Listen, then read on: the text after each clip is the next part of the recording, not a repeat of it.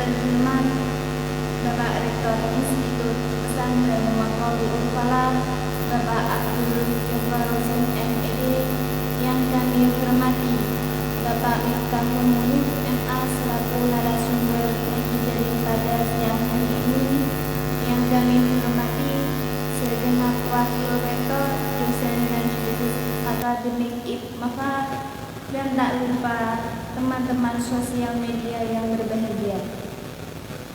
Pada kesempatan siang hari ini, marilah kita panjatkan puji syukur kehadirat Allah Subhanahu wa Ta'ala yang telah memberikan taufik hidayahnya sehingga kita dapat bertemu kembali dengan acara ngaji daring dengan tema moderasi beragama dalam pandangan Islam. Sholawat serta salam kita haturkan kepada junjungan kita Nabi Muhammad SAW, Nabi yang kita nantikan syafaatnya kelak di yaumul kiamat. Amin. Pada siang hari ini, saya Arini Ati Mutmainah sebagai moderator akan memandu jalannya ngaji daring pada siang hari ini. Kita akan belajar dengan tema moderasi beragama dalam pandangan Islam yang akan disampaikan oleh beliau Bapak Miftahul Munif MA. Kita mengambil tema ini sebab Indonesia sebagai sebuah negara yang memuat banyak sekali keberagaman yang terdiri dari berbagai suku, bangsa, adat istiadat, dan agama. Dari berbagai macam keberagaman yang dimiliki negara Indonesia, keberagaman agama menjadi yang terkuat dalam membentuk radikalisme di Indonesia. Maka di tengah permasalahan radikalisme ini muncul sebuah istilah yang disebut moderasi beragama. Lalu timbul sebuah pertanyaan tentang apa yang sebenarnya dimaksud moderasi beragama dan seperti apa moderasi beragama dalam pandangan Islam. Pada kesempatan ini akan disampaikan oleh beliau Bapak Miftahul Munif MA. Sebelum masuk ke materi, saya akan membacakan CV dari Bapak Munif. Itu nama Miftahul Munif MA, tempat tanggal lahir Pati 13 September 1987, alamat Bleber, Cuak, Pati. Pendidikan, menempuh pendidikan MA Perguruan Islam Matlabul Falah, kemudian dilanjut S1 Fakultas Sastra Universitas Internasional Afrika, kemudian dilanjut S2 Pendidikan Bahasa Arab. Langsung saja kepada Bapak Miftahul Munif, waktu dan tempat kami persilakan. Assalamualaikum warahmatullahi wabarakatuh. Bismillahirrahmanirrahim. Innal hamdalillah nahmaduhu wa nasta'inuhu wa nastaghfiruh wa na'udzu billahi min syururi anfusina wa min sayyiati a'malina. May yahdihillahu fala mudilla lahu wa may yudlil falan tajida lahu waliyyan mursyida. Asyhadu an la ilaha illallah wahdahu la syarika lah wa asyhadu anna Muhammadan 'abduhu wa rasuluh. Allahumma salli wa sallim wa barik wa majid wa karrim ala sayyidina wa habibina Muhammadin wa ala alihi wa sahbihi ajma'in. Rabbi israh li sadri wa yassirli amri wahlul 'uqdatam min lisani yafqahu qawli, amma ba'du. Pada yang terhormat Bapak Rektor Institut Pesantren Matlabul Falah, pada yang terhormat dosen pendamping lapangan KKN Yasawirya, yaitu Bu Irma, serta teman-teman semua yang dirahmati Allah Subhanahu wa Ta'ala. Pada siang hari ini, alhamdulillah, segala puji bagi Allah Subhanahu wa Ta'ala yang telah memberikan kesempatan pada kita semua untuk bisa belajar bersama, mengenai moderasi beragama. Kemarin saya bertanya pada panitia tentang titik tekan moderasi beragama yang akan kita bahas. Karena dalam moderasi beragama itu ada beberapa cabang atau ada beberapa pembahasan pokok. Apakah hubungannya antara moderasi beragama antar madhab fikih seperti antar madhab Syafi'i dengan Hambali, dengan Maliki, dengan Hanafi, dengan fikih Syiah mungkin, atau moderasi beragama antar madhab akidah tetapi masih dalam agama Islam, seperti antara akidah Asy'ariyah dengan akidah Syiah dengan akidah Wahabiyah contohnya, atau moderasi beragama lintas agama. Dan dikatakan oleh panitia bahwa titik tekan kita adalah moderasi beragama lintas agama. Jadi hubungan antara kaum muslimin dengan non muslim di dalam pandangan Islam itu bagaimana? Karena acara pada siang hari ini adalah dengan tema besar ngaji daring, dengan tema besar ngaji, dan judulnya adalah moderasi beragama. Karena itu sangatlah elok jika dalam kajian ini berpedoman dengan sebuah kitab, sehingga tidak hanya opini tetapi kita benar-benar mengkaji karya penelitian seorang yang ahlinya. Setelah mendapatkan tawaran untuk mengisi ini, maka di benak saya langsung berpikir kira-kira kitab apa yang bisa kita baca, walaupun tidak semuanya tentunya. Kita akan membaca sekelumit gagasan besarnya yang cocok dengan tema ini. Dan saya ingat bahwa di Yaman, di Son'a tepatnya, yaitu ibu kota Yaman, itu ada seorang ulama besar yang beliau masih hidup sampai sekarang, dan beliau termasuk ulama ahlu sunnah wal jamaah, yaitu Syekh Abdullah Quddis Al-Yafi'i, yaitu Syekh Abdul Fattah Quddis Al-Yafi'i, Syekh Abdul Fattah Quddis Al-Yafi'i, yang mana beliau ini sangat produktif di dalam menulis, dan tulisan-tulisan beliau itu lebih mengarah ke moderasi beragama.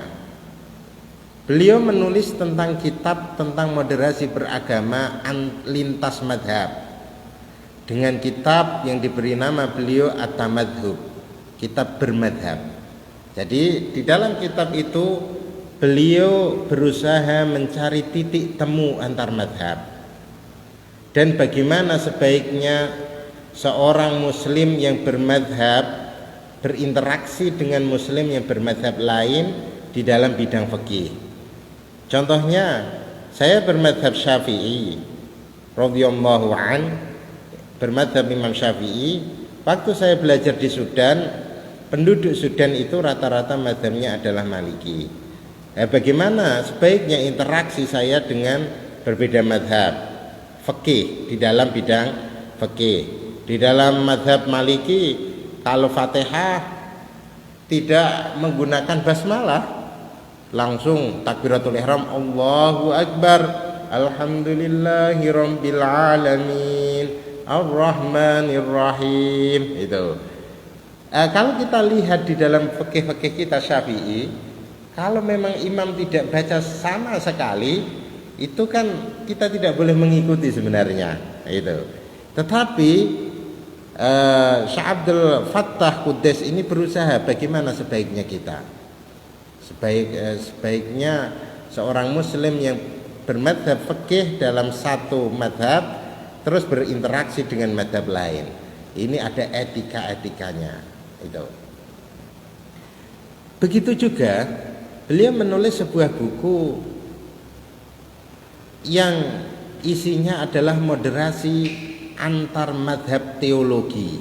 Itu moderasi antar madhab teologi, tetapi masih di dalam wadah agama Islam yang begitu luas.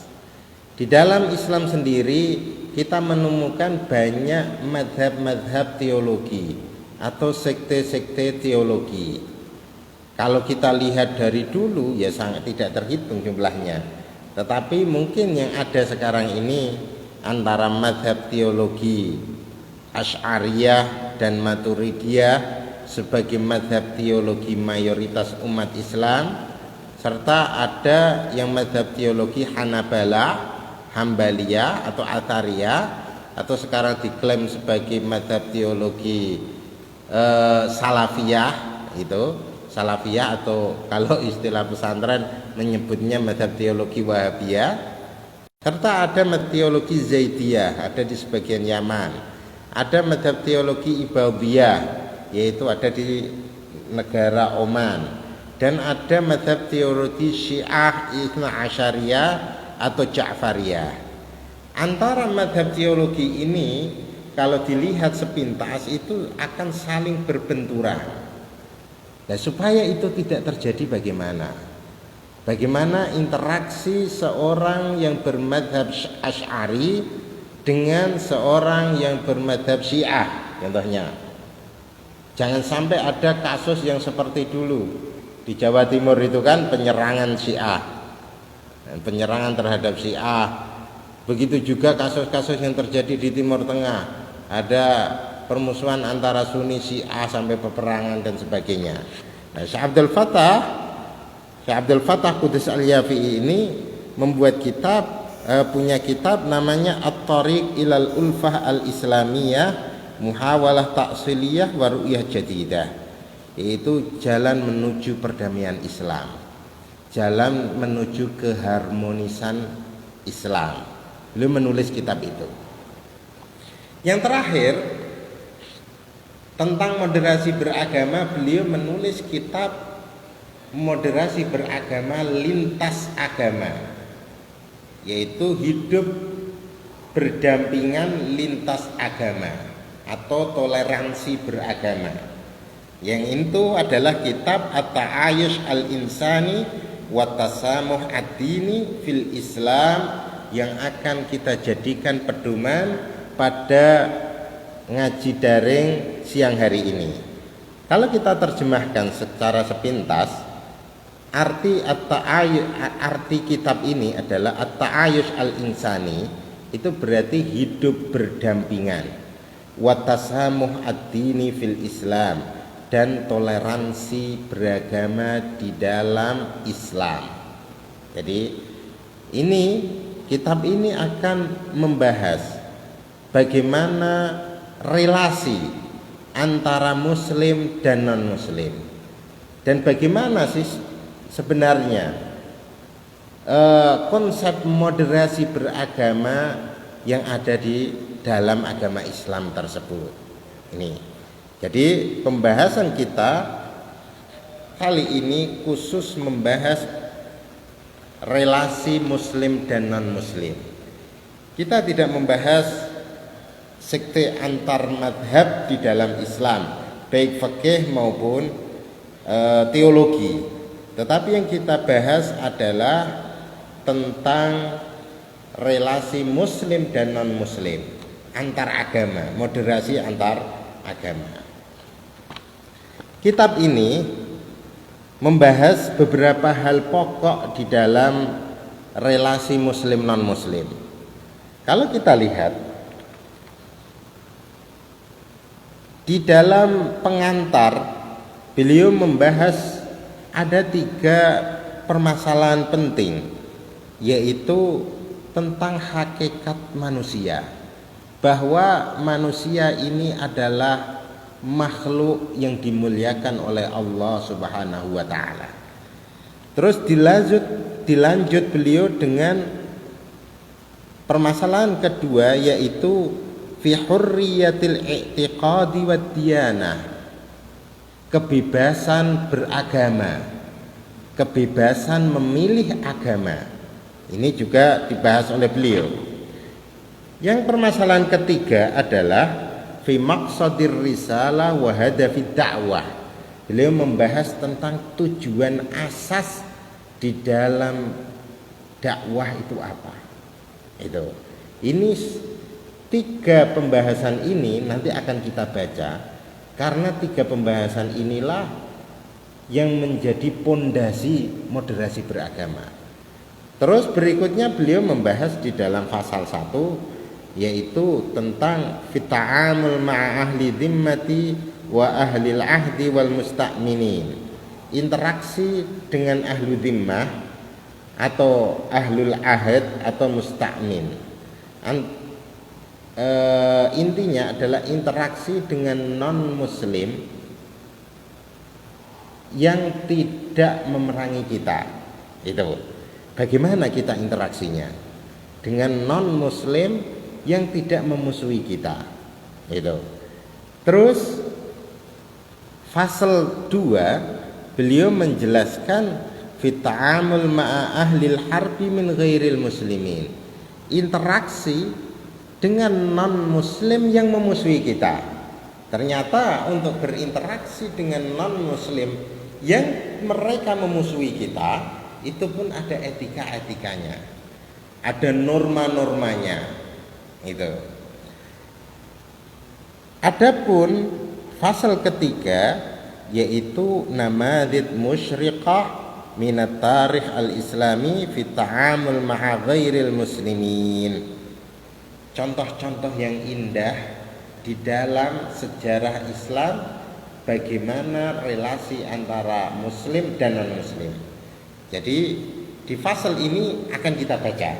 Jadi kita akan membaca muqaddimah atau pendahuluan 3 pembahasan, dan fasal terakhir yaitu yang menerangkan contoh-contoh realistisnya, bagaimana Rasulullah SAW berinteraksi dengan non-muslim, bagaimana para sahabat berinteraksi dengan non-muslim, bagaimana orang-orang setelah sahabat berinteraksi dengan non-muslim. Dari contoh itu, yang mana contoh itu sudah terjadi, fakta sejarah, maka kita bisa mengambil ibrah dari fakta sejarah yang ada tersebut. Di dalam permasalahan moderasi beragama ini, di kalangan orang Islam sendiri ada 3 kelompok. Ada yang ekstrem kiri, ada yang ekstrem kanan, dan ada yang moderat, yaitu di tengah-tengah. Itu. Yang ekstrem kiri itu terlalu liberal dia. Terlalu liberal, bahkan mengatakan moderasi beragama sampai prinsip-prinsip agama. Ini enggak mungkin. Contohnya adalah ada sebagian yang mengatakan keselamatan itu ada di semua agama, atau agama manapun bisa masuk surga. Itu. Atau menyamakan agama Islam dengan agama lain. Nah, ini toleransi tetapi terlalu kiri. Toleransi yang sudah menerjang batas rambu merah. Ada sebagian kelompok, yaitu kelompok kanan, yang mana menganggap interaksi antara Islam dan non-muslim, interaksi antara muslim dan non-muslim tidak lain adalah perang. Itu. Tidak lain adalah perang. Sedapat mungkin ada kesempatan untuk memerangi, maka harus diperangi. Ini yang dianut oleh kaum-kaum radikal dan kaum-kaum teroris. Nah, kita sebagai Ahlussunnah wal Jamaah, sebagai santri, sebagai mahasiswa, sebagai orang yang berpendidik, maka kita ada di jalur tengah, di antara ekstrem kanan dan ekstrem kiri. Jangan sampai kita jadi teroris, tetapi jangan sampai kita jadi liberal. Jadi kita ada di tengah-tengah. Itu. Selanjutnya kita akan membahas tentang permasalahan pertama, yaitu jinsul insani mukarramun, bahwa manusia apapun agamanya, ini kalau dengan kata-kata manusia berarti mencakup baik itu muslim maupun non muslim, mazhabnya manapun, negaranya manapun, warna kulitnya apapun, ini masuk semuanya. Yaitu bahwa manusia itu dimuliakan. Siapa yang memuliakan manusia? Yang memuliakan manusia adalah Allah Subhanahu wa ta'ala sendiri, sang pencipta manusia itu, serta Rasulullah sallallahu alaihi wasallam juga sangat memuliakan manusia. Coba kita ambil contoh dari apa yang ditulis oleh Syekh Abdul Fattah Quddas Al-Yafi'i. Al-Islamu yanzuru ilal insan min haitsu huwa insanun ala annahu unsurun mu'azzazun mukarramun mufaddalun. Jadi Islam melihat manusia sebagai manusia adalah merupakan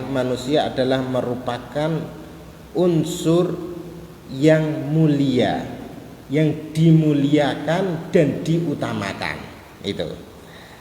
Laqad karramahullahu wa syarrafahu wa faddalahu ala katsirin minal khalqi. Sungguh Allah telah memuliakan manusia dan mengagungkannya, mengalahkan makhluk-makhluk yang lain. Wa min takrimillahi lil insan an khalaqahu biyadihi fi ahsani taqwim. Contoh bentuk pemuliaan Allah terhadap manusia adalah Allah menciptakannya dengan tangannya sendiri atau dengan kekuasaannya Allah sendiri. Fi ahsani taqwim, dalam bentuk yang paling bagus. Wa nafakha fihi min ruhihi, dan meniupkan di dalam diri manusia itu ruh Allah. Ini. Wa asjadahu lahu malaikatahu, dan menyuruh para malaikat untuk bersujud pada manusia. Ini kasusnya Nabi Adam ini kan ya, bahwa Nabi Adam setelah diciptakan Allah Subhanahu wa taala, malaikat disuruh sujud, bukan sujud beribadah tetapi sujud mengagungkan. Yang mana dulu sujud mengagungkan sebelum syariatnya Nabi Muhammad SAW itu diperbolehkan.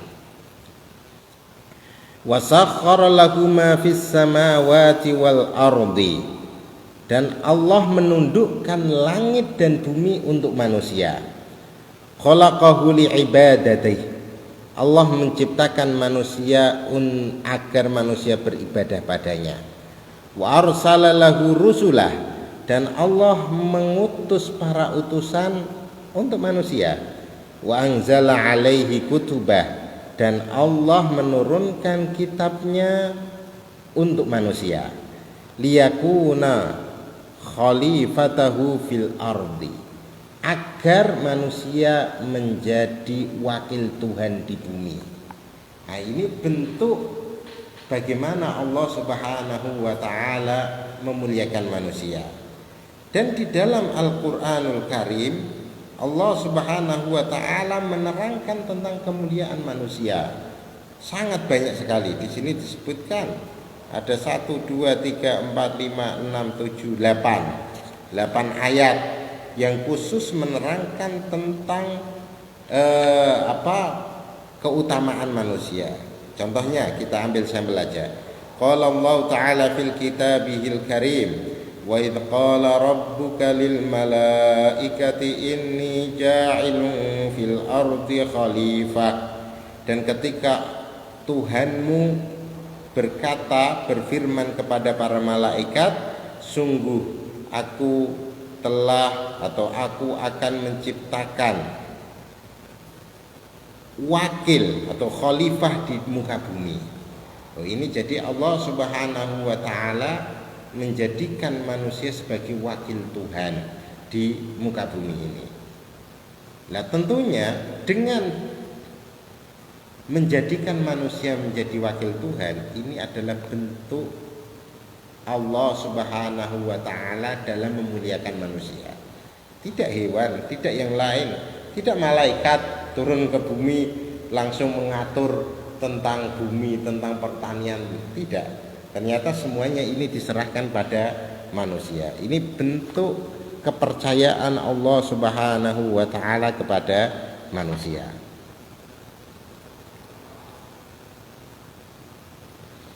Nah, begitu juga wa najidu fil Qur'anil Karim al-khitabat al-katsira min rabbil izzi wal jalali jinsil insan mahma kana dinuh. Dan kita menemukan di dalam Al-Qur'anul Karim Allah Subhanahu wa taala itu langsung berbicara, wahai manusia, wahai manusia.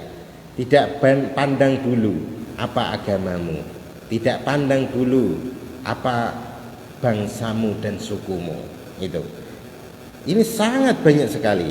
Sebagai contoh, ya ayyuhan nas u'budu rabbakumul ladzi khalaqakum walladzina min qablikum la'allakum tattaqun. Terus ada lagi nanti ya ayyuhan nas, ya ayyuhan nas. Sebagaimana kita ketahui, ketika di dalam Al-Qur'an ini ada kata-kata ya ayyuhan nas, itu berarti bentuk umum. Bentuk umum itu mencakup baik itu muslim maupun non muslim. Itu baik itu muslim maupun non muslim.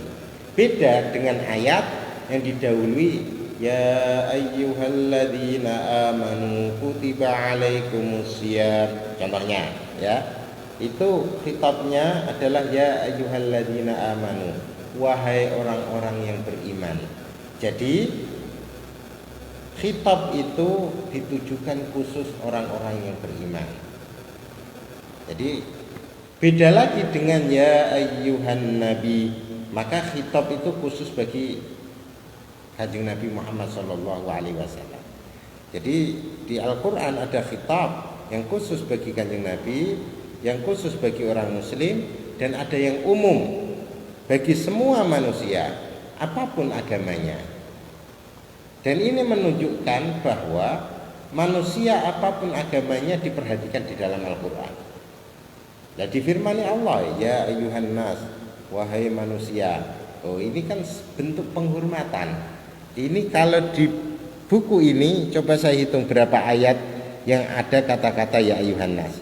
1, 2, 3, 4, 5, 6, 7, 8, 9, 10, 11, 12, 13 14, 15, 16, 17. Ada 17 ayat di dalam Al-Quran yang mana khitabnya adalah ke seluruh manusia apapun agamanya. Ini menunjukkan bagaimana Al-Quranul Karim memuliakan manusia. Begitu juga di dalam hadis-hadis qudsi. Hadis qudsi itu firman Tuhan, firman Allah yang disampaikan secara makna kepada Rasulullah SAW. Tetapi secara lafadznya itu dengan redaksi yang dibikin Rasulullah SAW sendiri. Ini juga banyak tentang ya bena Adam, wahai anak Adam, wahai keturunan Adam. Keturunan Adam itu kan ada muslim, non muslim, semuanya mencakup. Ini dalam buku ini menerangkan ada yang bentuk itu ada 1, 2, 3, 4, 5, 6, 7, 8, 9. Ada 9 hadis qudsi yang langsung khitab kepada semua manusia, bin Adam. Dan adapun Rasulullah sallallahu alaihi wasallam dalam memuliakan manusia itu contohnya sangat banyak sekali. Salah satu contoh yang digunakan di dalam kitab ini adalah bahwa kebiasaan Rasulullah SAW dan para sahabat ketika ada jenazah lewat, itu beliau dan para sahabat itu berdiri. Dan pada suatu hari ada jenazah itu lewat dan beliau dan para sahabat berdiri. Ada sebagian sahabat yang bilang, "Ya Rasulullah, kenapa engkau berdiri? Yang lewat di hadapanmu ini bukan orang Islam," intinya gitu. Yang lewat di hadapanmu adalah ahlu dhimmah. Nah ini yaitu orang Majusi. Kalau di sini terangkan orang Majusi itu penyembah api di Persia, di agama Persia tempo dulu, ya. Itu lewat, jenazah itu lewat di hadapan Rasulullah SAW dan beliau berdiri. Itu. Para sahabat bertanya, "Ya Rasulullah, itu orang Majusi itu, bukan orang Muslim, kenapa engkau berdiri?" Bagaimana jawaban Rasulullah SAW? Beliau mengatakan, alaisat nafsan. Apakah jenazah itu tidak manusia? Itu ya gitu. Apakah jenazah itu tidak manusia? Kenapa Anda protes saya berdiri? Oh, dalam hadis ini jenazahnya jenazah orang Yahudi. Itu. Tetapi ada sahabat yang melakukan hal itu pada jenazah orang Majusi. Ada sahabat yang melakukan hal itu pada jenazah orang Majusi. Karena sahabat itu mengikuti Rasulullah SAW, yang mana Rasulullah SAW ketika ada jenazah lewat, jenazahnya orang Yahudi waktu itu, beliau berdiri menghormati kemanusiaannya, itu, menghormati unsur manusia. Ini bentuk bahwa Rasulullah SAW menghormati sisi kemanusiaan orang, tidak memandang apapun agamanya.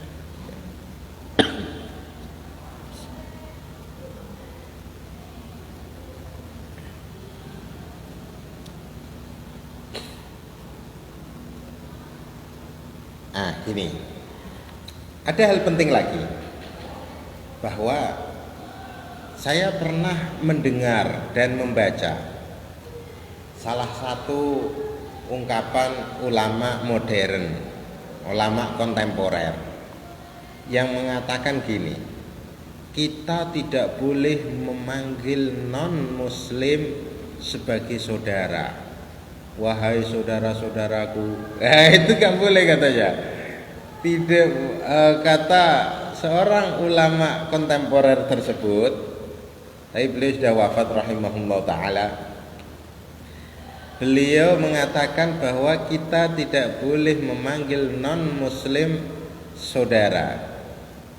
Jadi ketika ada perkumpulan, di situ ada muslim dan non-muslim, apabila kita berpidato di depan itu tidak boleh mengatakan wahai saudara-saudaraku, gitu. Dengan alasan bahwa di dalam Al-Qur'an ada ayat innamal mu'minuna ikhwah. Innamal mu'minuna ikhwatun fa aslihu baina akhawaikum. Bahwa sesungguhnya orang-orang mukmin adalah saudara. Beliau mengambil kesimpulan, oh berarti nek non muslim, non mukmin berarti orang saudara. Wah, ini kesalahan besar di dalam penafsiran Al-Qur'an. Jadi ada namanya adatul hasri, yaitu untuk menyempitkan, penyempitan, yaitu untuk menghususkan.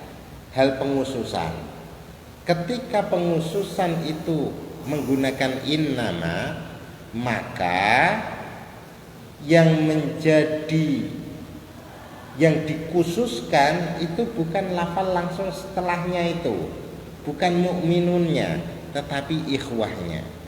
Jadi seharusnya makna yang benar adalah sesungguhnya orang-orang mukmin di antara mereka adalah saudara dan tidak saling bermusuhan. Seharusnya gitu. Itu tidak membahas mukmin non mukmin, tetapi membahas persaudaraan orang mukmin supaya tidak saling bermusuhan. Ini sangat bertentangan dengan Al-Quran sendiri. Namanya apa itu ya? Kalau la ilaha illallah itu berarti hasr nafi dengan ilah. Itu yang intinya adalah setelah ilah, gitu kan? Allah itu intinya. Kalau dengan innama itu setelahnya, itu tidak setelahnya langsung. Innamal mu'minuna ikhwah, berarti lafal ikhwah itulah yang menjadi pokok pembahasannya, bukan mukminnya. Karena itu ini kesalahan sangat besar sehingga menganggap non muslim itu tidak saudara. Itu. Sedangkan kalau kita lihat di dalam ayat-ayat lain bahwa non muslim maupun non mukmin pun saudara. Contoh, di sini dikatakan wa banu adam kulluhu ikhwatun fil insaniyah. Semua bani Adam adalah saudara di dalam kemanusiaan. Itu. Karena itu di dalam NU ada namanya ukhuwah nahdiyah, saudara ke NU-an, kan? Al-ukhuwah watoniyah, saudara kebangsaan, dan al-ukhuwah al-insaniyah, saudara kemanusiaan. Jadi saudara ada ini, semuanya saudara. Dan nanti hak-hak mereka itu yang akan membedakan di situ, ya. Ini dikatakan faqad wasafallahu ta'ala al-anbiya bi annahum ikhwah li aqwamihim alladzina lam yastajibuna ragma ikhtilafid din. Nah, ini sangat penting bahwa Allah Subhanahu wa taala memberikan label kepada para nabi bahwa para nabi tersebut adalah saudara bagi kaumnya, walaupun kaumnya tersebut tidak iman pada nabi tersebut. Contoh, qala ta'ala wa ila 'adin akhahum hud. Allah mengutus kaum Ad saudaranya yaitu Hud. Allah mengutus Hud kepada kaum Ad dan disifati bahwa Nabi Hud ini adalah saudara kaum Ad. Terus wa ila madyana akhahum syu'aiba, dan pada kaum Madyan Nabi Syu'aib yang sebagai saudara mereka. Wa ila thamuda akhahum salihah, kepada kaum Thamud mengutus Nabi Saleh yang merupakan saudara mereka. Dan masih banyak. Wa idh qala lahum akhuhum Nuhun ala tattaqun. Di Nabi Nuh juga dianggap saudara. Jadi saudara itu tidak khusus seagama, tetapi lintas agama. Ini tinggal sebentar sekali, maka kita akan membaca bahwa permasalahan kedua adalah la ikraha fiddin. Tidak ada paksaan di dalam agama, dalam memeluk agama. Ini mimma badi'il Islam al-muqarrarah annahu la ikraha biddin baliddin raji'un ilal qana'ati wal ikhtiyar. Qala ta'ala la ikraha fiddin qad tabayyana ar-rusydu minal ghayy. Dari prinsip, termasuk prinsip-prinsip Islam itu adalah tidak ada paksaan dalam agama. Jadi masuk agama itu karena kerelaan hati. Itu Tidak ada paksaan dalam agama. Dalam firman Allah menyebutkan la ikraha fiddin, tidak ada paksaan dalam agama. Telah jelas antara kebenaran maupun kebatilan, telah jelas. Ayat-ayat yang senada dengan ini sangat banyak.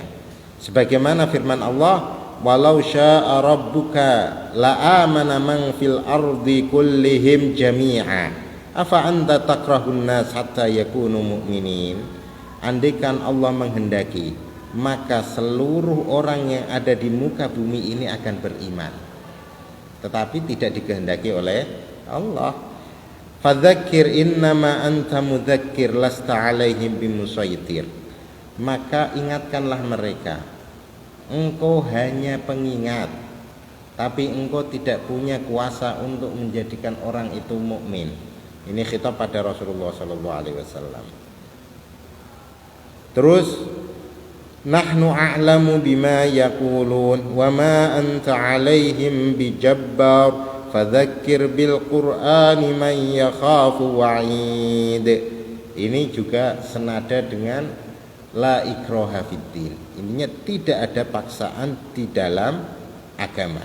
Ini ada yang bilang bahwa ini hadis ayat ini dinasakh, dihapus dengan ayat saif, ayat pedang yang ada di surat Taubah. Itu.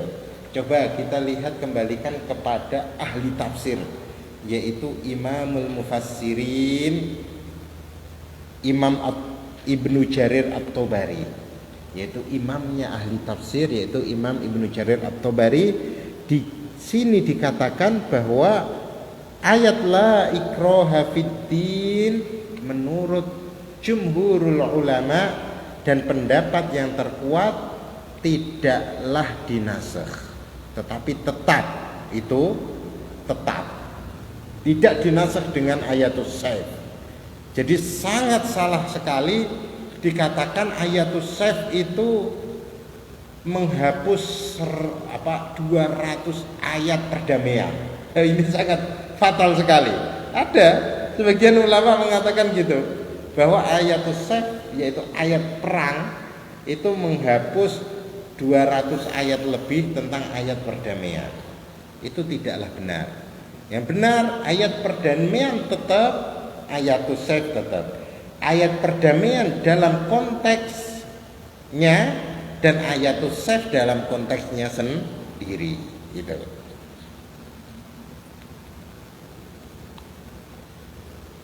Nah, Ibnu Taimiyah ini termasuk imamnya para radikalis, tetapi beliau mengatakan juga jumhurus salaf wal khalaf annal ayah laisat makhsusah wala mansukhah, bahwa mayoritas ulama salaf dan khalaf mengatakan ayat la ikraha fiddin tidaklah dikhususkan dan tidak pula dihapus. Ini penyaksian dari Ibnu Taimiyah. Ini baru mabadik sudah habis waktunya.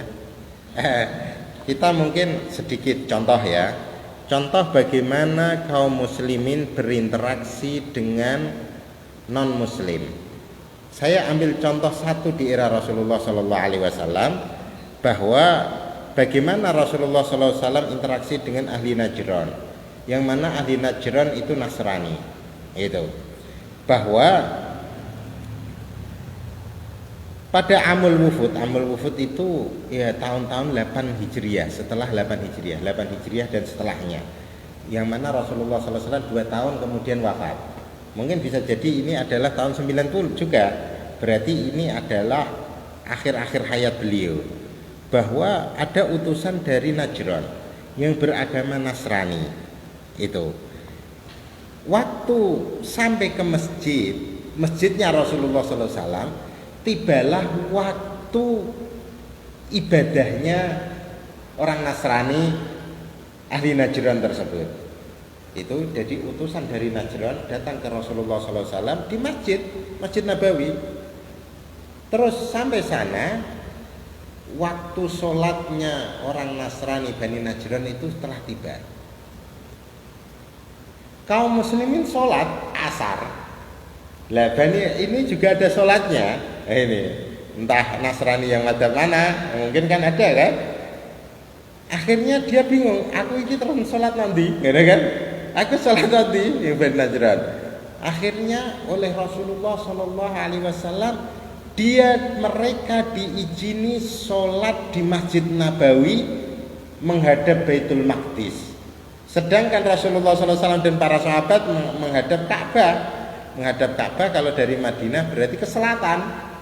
Lah orang-orang Nasrani Bani Najran ini masuk masjid itu ikut sholat, tapi menghadap utara. Itu utaranya Madinah, Baitul Maqdis itu utara Madinah.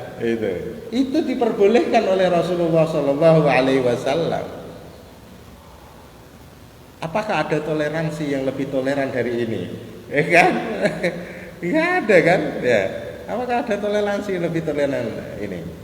Coba andaikan sekarang ada agama lain beribadah di masjid gitu.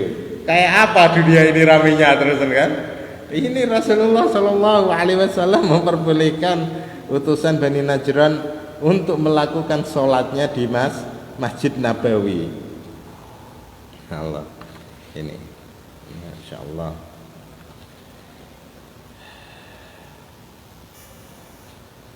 Ini contoh Rasulullah SAW. Kita ambil contoh satu lagi ya, yaitu dari sahabat. Bagaimana toleransi di dalam peradilan, kesamaan antara orang muslim dan non muslim. Kasusnya gini. Kasusnya di zaman Sayyidina Ali radhiyallahu an menjadi khalifah waktu itu, menjadi raja kaum muslimin, setelah perang Jamal atau setelah perang Siffin itu Sayyidina Ali memerangi pemberontak waktu itu, itu Sayyidina Ali kehilangan pengaman perang, yaitu dari baja atau apa gitu kan, dirak, yaitu baju perang, jaket untuk perang. Sampai sekarang masih pada pakai gitu, TNI pakai untuk di dada gitu. Itu kehilangan itu. Dan beliau menemukan ternyata ini ditemukan dibawa oleh orang Yahudi. Dirak itu atau baju perang itu dibawa oleh orang Yahudi. Oleh Sayyidina Ali itu diminta, loh ini adalah milik saya, kok kamu bawa? Orang Yahudi bilang, enggak, ini milikku, buktinya ada di tanganku, gitu kan? Ya oke, kita ke pengadilan. Nah pengadilan waktu itu adalah Qadhi Syurah itu adalah muridnya Sayyidina Ali sendiri. Akhirnya datang keduanya ke pengadilan. Terus Syurah silakan, karena dalam Islam kalau barang itu ada di tangan seseorang berarti aslinya adalah milik yang ada di tangannya. Yang mendakwa bahwa yang kamu di tangan kamu itu bukan milik kamu berarti yang butuh dalil, yang butuh bukti, ya kan? Selama HP ini adalah wis nak gunaku, nak tanganku, kok ana wong dakwa sing butuh bukti adalah yang pendakwa. Lah HP ku mbok gawa. Lah wong iki nak gunaku iki HP ku. Di dalam pengadilan gitu. Praduga tak bersalah kan? Selama barang itu di saya, orang lain yang tidak berhak. Orang lain bisa mengajukan gugatan dengan bukti. Nah waktu itu langsung yang ditanya Sayyidina Ali. Ya Amirul Mukminin, waktu itu Raja Sayyidina Ali ya. Apa bukti kamu kalau Anda mengatakan bahwa yang di tangan orang Yahudi itu adalah milikmu? Apa kamu punya saksi? Saksinya harus 2. Ya, saya punya saksi. Siapa? Yaitu Hasan. Itu. Saksi saya adalah Hasan. Terus Kombar. Yang kedua adalah Kombar. Di dalam Islam dikatakan saksi itu tidak boleh dari ayahnya atau anak. Nah ya udah bisa digawe-gawe kan. Langsung Surah bilang gitu. Saksi kamu hanya 2, yaitu anak kamu sendiri dan Kombar. Sedangkan di dalam Islam Tidak boleh saksi itu dari anaknya. Sayyidina Ali bilang, subhanallah, Hasan itu min ahlil jannah, sebagaimana Rasulullah SAW bersabda, Al Hasan wal Husain sayyidah syababi ahlil jannah. Kamu tidak terima saksinya? Ya, tidak terima, karena putusan di dalam Al-Quran maupun Sunnah itu saksi tidak boleh dari anaknya sendiri. Kalah Sayyidina Ali. Sayyidina Ali kalah dalam pengadilan. Akhirnya ya itu baju perang itu berarti milik kamu orang Yahudi, karena Ali yang mendakwa ini tidak punya bukti. Setelah kejadian itu, orang Yahudi langsung bilang sama Sayyidina Ali, asyhadu an la ilaha illallah wa asyhadu anna Muhammadar Rasulullah. Saya bersaksi tiada Tuhan selain Allah dan Muhammad adalah utusannya, karena menunjukkan keadilan, kesamarataan di dalam hukum, di hadapan hukum. Terus akhirnya masuk Islam dan bilang, ya benar, ini adalah milik kamu. Saya nemu di jalan. Saya nemu di jalan. Akhirnya diberikan pada Sayyidina Ali karamallahu wajhah. Dan ini mungkin cukup dari saya sebagai pengantar dan contoh bagaimana toleransi beragama di dalam Islam.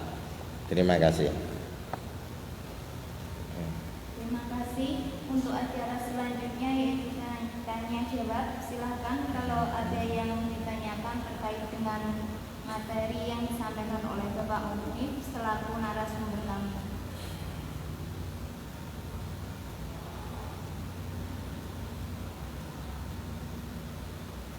Ya, ada yang ditanyakan. Untuk pertanyaan pertama dari Facebook Sunarsi dari PGMI semester 7 dari KKN NDR Primer. Kenapa orang Indonesia khususnya pada orang Islam sendiri susah untuk menerima agama lain?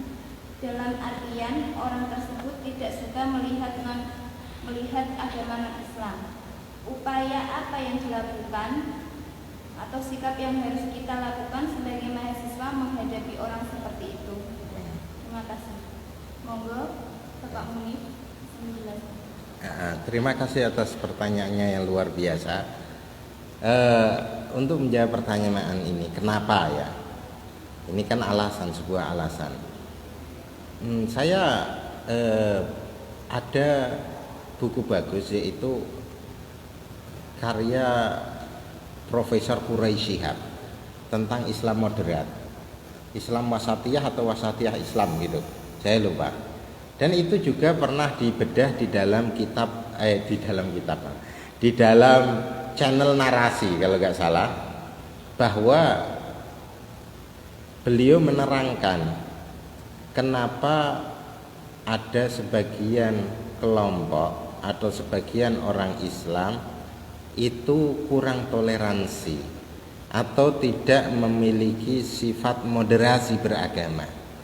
Beliau menerangkan salah satu faktornya, faktor utama kenapa orang itu tidak moderat itu karena tidak berilmu. Itu faktor utama dan paling pertama, bahwa moderasi beragama dilandaskan pada ilmu pengetahuan. Moderasi beragama yang tidak dilandaskan ilmu pengetahuan sangat rapuh dan akan mudah tergerus, akhirnya berubah menjadi tidak moderat.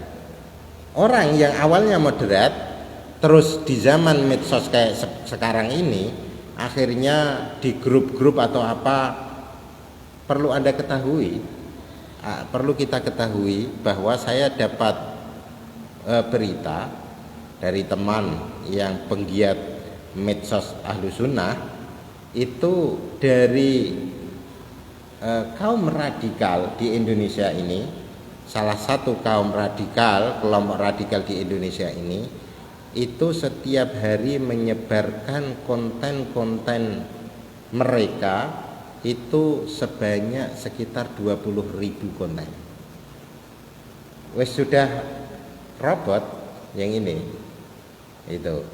Jadi ana sing Facebook, ada yang Twitter, ada yang apa. Itu sebar-sebar ke di Indonesia ini, di web-web itu, di media sosial maupun di web maupun di mana, itu ada setiap hari 20.000. Karena itu moderasi agama kalau tidak dilandaskan dengan ilmu pengetahuan yang kokoh, maka mudah tergerus. Awalnya di Indonesia ini kaum muslimin semuanya itu moderat, sangat moderat. Dari kakek nenek saya itu tidak ada konflik agama, itu sangat jarang sekali. Itu konflik agama itu sangat jarang sekali terjadi. Tetapi konflik agama terjadi terutama pada era-era sekarang, yang kaum radikal yang tidak berilmu itu semakin gencar menyebarkan konten-konten dan pemikiran-pemikiran radikalnya. Sehingga dari situ sebagian orang muslim, kaum muslimin itu percaya dengan konten-konten tersebut, akhirnya mencuci otak dia. Apalagi kalau sampai masuk di pusaran mereka, itu pasti otaknya tercuci dan mudah untuk dirasuki paham-paham radikal semacam itu. Contoh, udah kita lihat kasus teroris yang ada di Indonesia itu, yang menjadi pengantinnya ya, yang menjadi yang mengebom bunuh dirinya sendiri itu kamu lihat latar belakang pendidikan, bagaimana keilmuannya. Apakah ada yang santri? Gak mungkin ada itu, gak mungkin.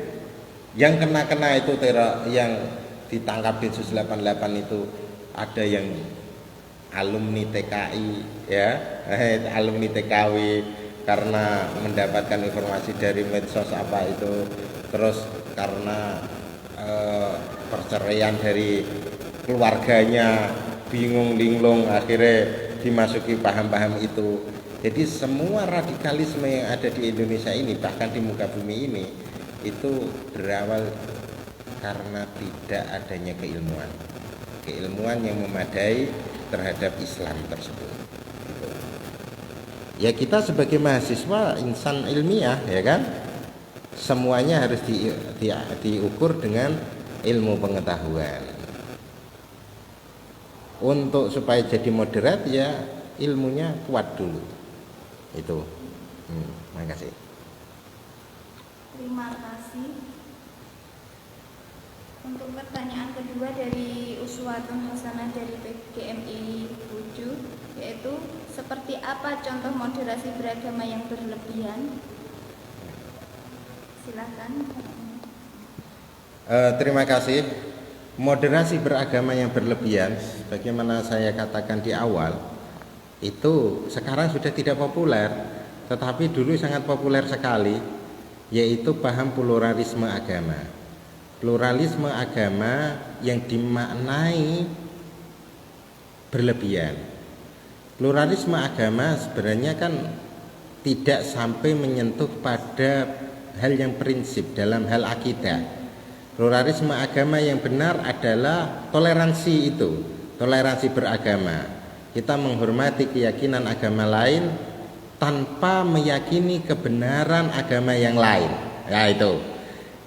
Ada sebagian teman-teman dulu, kalau sekarang saya kira gerakan ini sudah mulai tidak ada, karena dulu teman-teman yang berkecimpung di filsafat dan lain-lain, atau dulu saya masih di Jakarta itu era-era tahun 2006, 2007 dan sebelum-sebelumnya, itu masih banyak sekali teman-teman yang mengkaji tentang pluralisme beragama, tetapi diartikan bahwa menghormati agama lain itu juga meyakini kebenaran agama lain.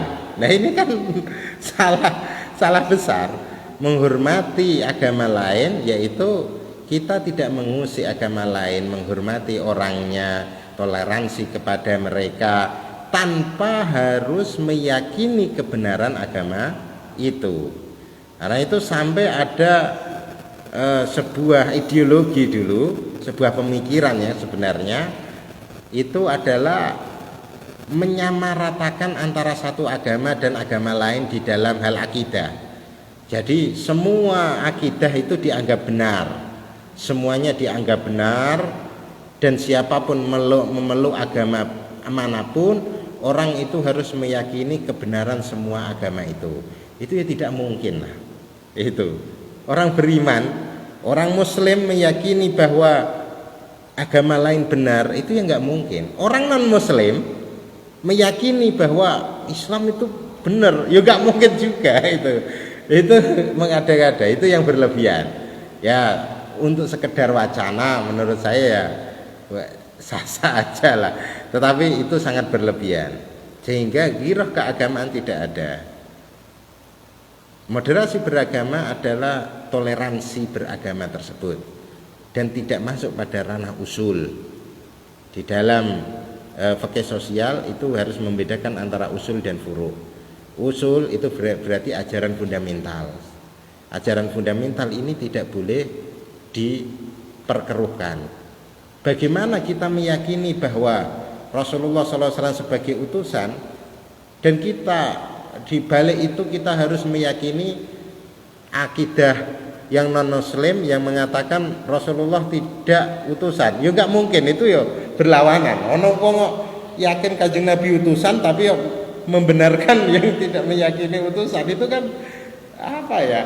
Paradoks kan ya, paradoks. Itu contoh. Dulu banyak, dulu teman-teman banyak itu. Ya tidak perlu saya sebutkan siapanya. Terima kasih. Selanjutnya pertanyaan ketiga dari Facebook Sopo Setarok. Pertanyaannya yaitu, pada dasarnya moderasi tidak hanya berlaku pada antar agama, tetapi moderasi ini bisa berlaku antar individu, golongan maupun kelompok. Nah, yang ingin ditanyakan, bagaimana menerapkan moderasi antar individu dalam satu golongan? Terima kasih. Monggo. Ya, terima kasih banyak, bagus sekali.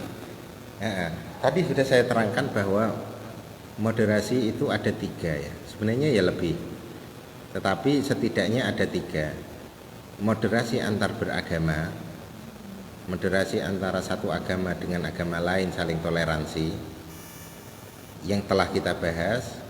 Yang lebih sempit lagi adalah moderasi antar sekte dalam Islam sendiri. Yang ketiga adalah yang lebih sempit lagi adalah moderasi antar madhab fikih, antar madhab fikih itu. Ini malah ditanya lebih spesifik lagi, yaitu antar individu ya. Antar individu ya malah lebih mudah lagi kalau antar individu. Antar individu dalam satu golongan itu ya tidak ada masalah kalau antar golongan. Nanti kan ya sama-sama Muslim, sama-sama NU gitu kan. Toleransinya bagaimana? Ya menghargai pendapat masing-masing kan. Menghargai pendapat masing-masing, saling menghormati. Kalau ini masuknya bukan toleransi ya, pembahasannya bukan toleransi, ini etika. Pembahasannya adalah etika bergaul, bukan masuk ranah toleransi. Ini terlalu spesifik. Ini cukup ranah etika bergaul. Etika bergaul kan sudah ada antar individu dengan individu lain. Apakah individu itu saudara atau tidak? Kalau saudara maka memiliki hak yang lebih daripada yang tidak saudara, itu kan. Kalau antar individu itu cukup dengan istilahnya etika bergaul. Nah, etika bergaul ya sangat banyak di kitab-kitab itu. Etika bergaul kalau menurut saya yang sekarang yang paling penting itu adalah jangan mencaci maki dan jangan menggibai. Ya itu yang paling penting. Itu jangan mencaci maki dan jangan menggibai. Ini yang sangat penting gitu kayaknya. Nah, kalau etika individu dan dia sendiri untuk dia sendiri ya, toleransi diri saya untuk diri saya sendiri, dengan gitu ya, etika untuk diri saya sendiri. Sekarang ini mudah, ini ya jangan mudah memposting privasi diri sendiri. Ya ini yang sangat ini etika yang untuk diri sendiri. Itu jangan mudah memposting privasi diri sendiri. Kalau di temannya, etika berarti toleransi dengan temannya, etika dengan temannya, yaitu jangan menjelekkan temannya, jangan menggibai temannya, dan banyak lagi tentunya etika bergaul. Ini masuknya dalam ranah etika bergaul. Terima kasih untuk acara sesi tanya jawab kami tutup. Saya selaku moderator menyimpulkan bahwa ada 3 permasalahan tentang hakikat manusia. Yang pertama, manusia makhluk mulia ciptaan Allah. Yang kedua, tidak ada paksaan dalam memeluk agama. Dan yang ketiga, tujuan asas dalam dakwah. Ketiga hal tersebut sebagai fondasi moderasi beragama. Demikian yang bisa saya sampaikan. Selanjutnya, acara kami tutup dengan bacaan hamdalah. Alhamdulillahirabbil alamin. Terima kasih. Demikian ngaji daring yang terlaksana, semoga bermanfaat. Kami mohon maaf apabila ada kesalahan baik tutur kata maupun perbuatan yang disengaja maupun yang tidak disengaja. Wassalamualaikum warahmatullahi wabarakatuh.